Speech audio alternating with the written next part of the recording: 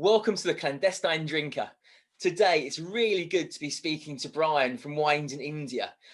Indian wine may not be something you've ever tried before, but believe me, I think it's a growing area. It's becoming very, very popular. There's a centuries-old tradition of growing wine in India. Obviously, it is a little bit temperamental with the climate being tropical. There are areas high up on the hill where the vines can grow, very, very successfully. And Brian's here, and he's really trying to promote the wines in India within the UK and how good they actually go with Indian cuisine. Brian, welcome to the Clandestine Drinker. Hi, thanks very much. Thank you for taking the time to come and see us. Let's just jump, straight in, really, Brian. Wines in India. What's it all about? How did it start? Yeah, so I actually, I'll be honest. A few years ago, like everybody else, I didn't know the Indian made wines either. Like, it's the phrase that I commonly hear whenever I mention, "Oh, I work for Wines in India. I represent Indian wines." People, "Oh, I didn't know India made wines."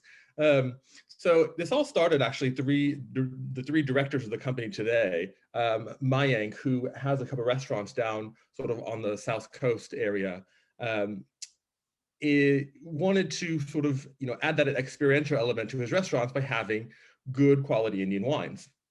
And he went out as a restaurant owner trying to find the wines and just couldn't find them. Like they didn't really exist on the market. And they've come and gone over the past few years, but there's never been an actual representative body or importer who's focusing solely on Indian wines and on premium Indian wine specifically. There's a lot of there's a couple Indian wine brands that are sort of low end, easy drinking wines. But we really wanted to focus on the premium end of things. So he decided, because he couldn't find them for his own restaurants, that he would just go out and find them himself and bring them in, right? And so he got in touch with Sonal Holland. Now, I don't know if you know Sonal, but she is the first, at this point, only Indian master of wine. So she is based in Mumbai and is leading the crusade, if you will, of premium quality Indian wines, both domestically and now internationally as well. She set up a wine school and she's trying to move the Indian consumer market, which is very beer and spirits focused, you probably know, to being a bit more open and learning a bit more about wine and about quality wine. So she's based in Mumbai. Her stepson, Chris, they had worked together on a few projects back in India. Mayank got in touch with them and said, "Hey guys, this is what I want to do. I'm looking for wines for my restaurants. Can you help me out?" And so that just sort of everything kind of fell together. Chris is based here in the UK as well, and thought, well, if we're going to do this, let's import them and actually make a thing out of it. So that's kind of where this really started out, was sort of desperation from one individual restaurateur who said, "I want this. This doesn't exist. I know I can get it. Let's make it happen." And that's how Wines in India started. And then Nilesh is the third director and Mayank's business partner. So the wines actually came in. They landed in the UK only last January, so January 2020. And you obviously know the story from there, because we all know the story from there. Things have been a bit slow because of the pandemic, and so we're actually sort of finally now ramping up and launching the company officially, because last year things were a bit slow. But the idea and the goal is to take premium Indian wines, introduce them to the UK market, and pair them with Indian food, that specifically, but also the wider UK market, because these are new emerging wines from emerging territory that is unknown, and the UK is the best place to do that. This is the wine capital of the world, right? You can get anything wine wise in the UK, and so we wanted to bring the Indian option to the list as well. Yeah, absolutely fantastic. And obviously, the lockdown, it's been terribly hard for you, especially with the on-trade being closed. The restaurants that you have got the wine into, how is it being received? So far, so good, and I mean that in the best sense. Our flagship restaurant was going to be Indian Accent, right? We were in contact with them last year, just prior to the pandemic. They loved the idea, they loved the wines, And so we had actually listed the wines with Indian accent. Unfortunately, due to the pandemic, they shut their doors and aren't reopening again. They decided to move their efforts back to India instead of the UK. So that was sort of a big blow for us, and that was going to be our flagship, London Indian fine dining. That was going to be really kind of hopefully kick us off. So that that it is what it is, and that's the way the market fell at the time. But the both on trade and off trade that we work with now currently are finding that the people love the wines. I mean, they're fantastic, and it again brings something different to a wine list and to your wine selection that people aren't used to, that people are looking for. So a lot of your sort of quirky wine bars that want to have a unique listing, it's not all your standards and your classics, really flock towards something like Indian wines, because it's just a new experience. Yeah, absolutely. And you notice also I've got the bottles here, which I'm not tasting at the moment. We can do a separate film of a tasting, actually with some food as well. So it will be coming soon. So do subscribe to the channel so you don't miss that. But Brian, as a sort of an overview, do the wines typically, are they more sort of old world or new world in style, or is it completely unique? You are growing, I mean, here we've got a Sauvignon Blanc, a rosé made from Cabernet, and a Merlot. So we're doing varieties which are known globally. Are they sort of displaying the characteristics we would expect from those grape varieties? So the short answer is yes and no. So of course it's not a short answer.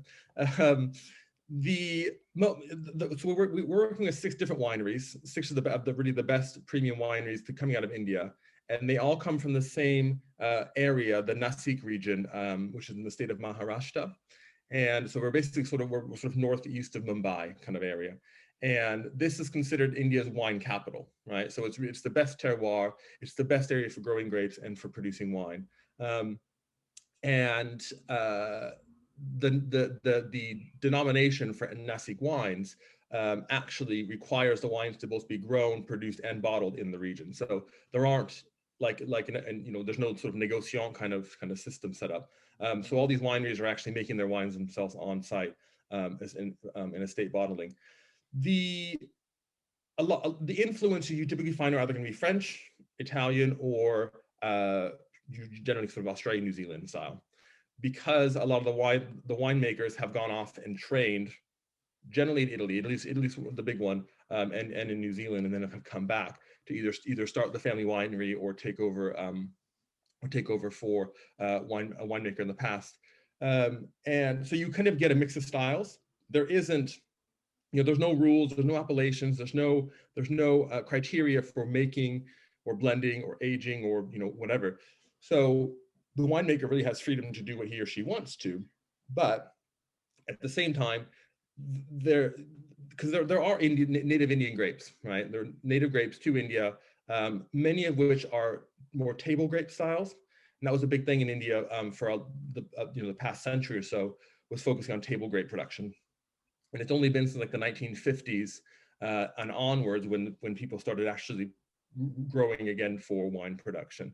So at that point, people are going to plant the Cabernet Sauvignon, they're going to plant Merlot, they're going to plant, all the classic international varieties, because that's what is, or especially then, was popular, and it still is. And so you're getting kind of a mix of old and new world style, because using French oak barrels, using classic international varieties, using a lot of the techniques that the winemakers have learned in the old world, but then coming back to a very different climate, right? Very different terroir, different soil types. You have the monsoon season. You have like you mentioned before. We're actually in the tropical zone, so it's a very different climate to what we're typically used to in more classic wine producing areas.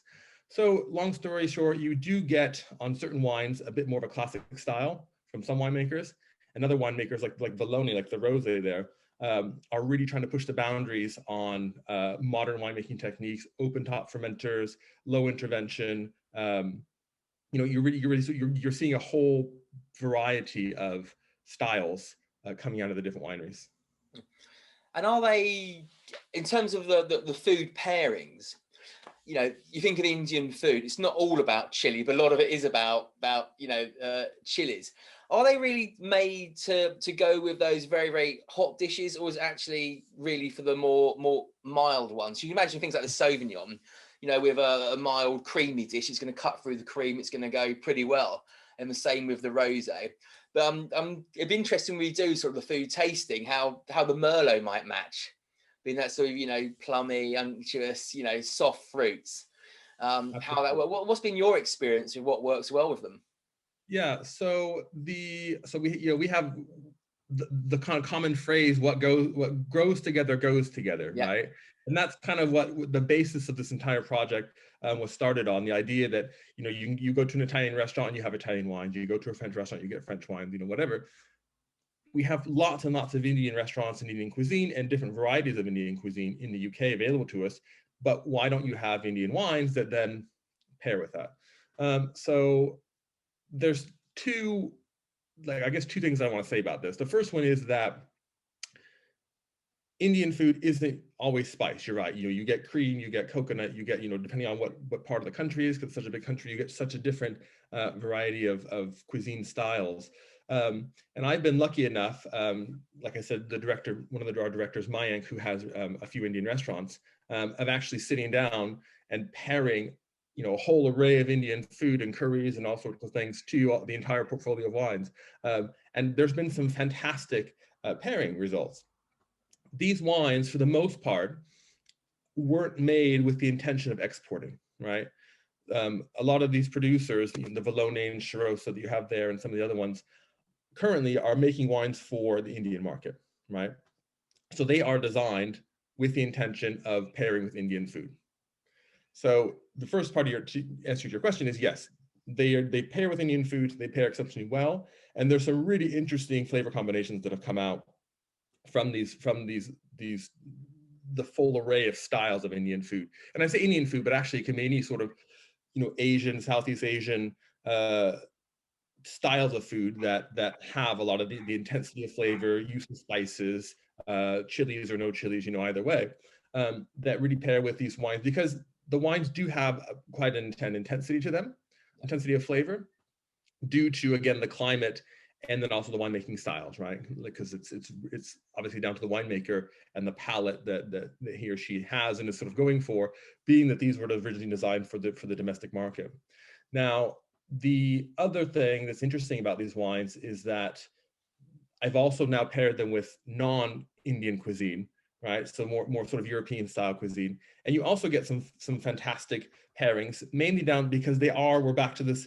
They are the international classic varieties, the classic pairings that you would typically put a Merlot with, or you might pair a Sauvignon Blanc with, work just as well here. But you get different nuances, right? You get different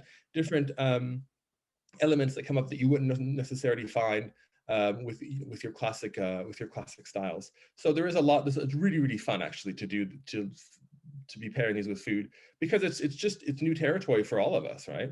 Yeah, absolutely. I think I'm gonna have to get down to one of these restaurants and do a film with the owner and do a tasting as well. That could be quite an interesting thing to do, and have a chat. In terms of pricing, obviously it's not a huge scale. What sort of pricing would these be in the shop environment? Right. Retail. So yeah, so this is our first shipment, you know, physically. This is our first attempt at this. So we and the winemakers weren't, you know, before we came along and knocked on their doors and said, hi, we'd like to buy your wines, you know, probably didn't necessarily have us sort of set up and intended for us to be exporting. So the yields are quite low at this point because the wineries aren't necessarily pushing their vines too much to make a lot of high quantity production, right? It's always that quality over quantity element. And so we are negotiating with the wineries based on the demand that we're able to build here in the UK, to not necessarily amp up production, but in order to allocate more to us for future vintages. So hopefully our prices are going to go down in the future, because of course quantity will be able to bring in more in and work out some other deals. But just to give you an idea right now, the retail prices they run typically between, you know, £18 up to about £32 for the high-end reds that have have the barrel aging and have the ageability, which is also the Vallonne, their Cabernet. So just to give you an idea, the Merlot you have there in front of you, is listed at 18 pounds, as is the Charosa, so the white, the Sauvignon, and then the Vallonne Rose is at 16 pounds. And I actually have my own online retail business called Wine Monkey, where I sell all the wines. There's 20 wines in the portfolio, from 6 different producers. And you get whites, you get reds, you get rosé, and we also have 2 sparklings, a rosé and a white sparkling as well, that come from one of the producers. So you get the full range, and the prices maybe are a little bit higher for what you would expect from your typical Italian and French wines of the same grapes, but stylistically are very different. And again, because these wineries are fairly new, right? They haven't been making quality wine in India for centuries like they have in Europe. So you have to think about the cost, behind the scenes in the winery, the investments in machinery, in the vines. So all those things, unfortunately, add little bits of costs here and there that add to that. But over time, that will change, and that will even out, because the wineries will be able to amortize and hopefully balance out their costs as well. So I think personally the pricing is correct. I don't think it's too expensive. I don't think it's underpriced. But I am aware that in future vintages that will actually fluctuate and probably come down a bit more, because we'll be able to negotiate more quantity coming from the wineries. Yeah, quite interesting with barrel aging. Just a quick question. Where are they getting the barrels from? Have they got coopers in India? Are they using French oak, American oak? Did you know what they're using? At this point in time, because I think if it's not broken, don't fix it, right? The guys that are using barrel aging are using French oak. Yeah. Across the board. No one that we work with is using American oak or any others. They're all using French oak. But a lot of the winemakers, the Fratelli, for example, out of the wines we have, they're not actually oaking their wines at all, right? That much more for a fruit forward style, because they're trying to capture the intensity of the fruit, right? And because you have the heat and you have we didn't talk about the soils at all, but the soils there tend to be very volcanic. They're really rich, red, mineral-rich soils, and so you sort of get almost this fieriness or the smokiness that comes from the soils as well. And I think barrel aging on a lot of these wines would actually sort of hinder some of those more those elements or qualities that I think are almost the USP for Indian wines, or can become that. That said, there are some wines in our portfolio that are barrel aged and that have the ageability and have the length and the finish and that you would expect from barrel aging, but also keep some of those little unique elements of Indian wine that are really fantastic. Like I said, Vallonne. We have 3 Vallonnes in the portfolio. We have the rosé you have there. We have a Chenin Blanc that is rich and has some barrel aging on it as well. And then they also have their Reserve Cabernet that is our top wine in the portfolio. Fantastic.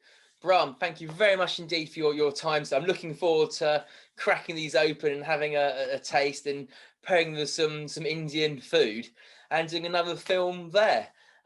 Thank you very much indeed. Yeah, absolutely. It's my pleasure. And make sure, if you want to, you're welcome to invite me. I'll come and join you. I'll bring all the information you want, and you can feed me, and I'll go through those bottles with you. Oh, you know what? You've got a deal there. We'll arrange something. We'll do that, definitely. Be fantastic. Perfect. It was good to speak to you. Thanks a lot. Cheers. Cheers.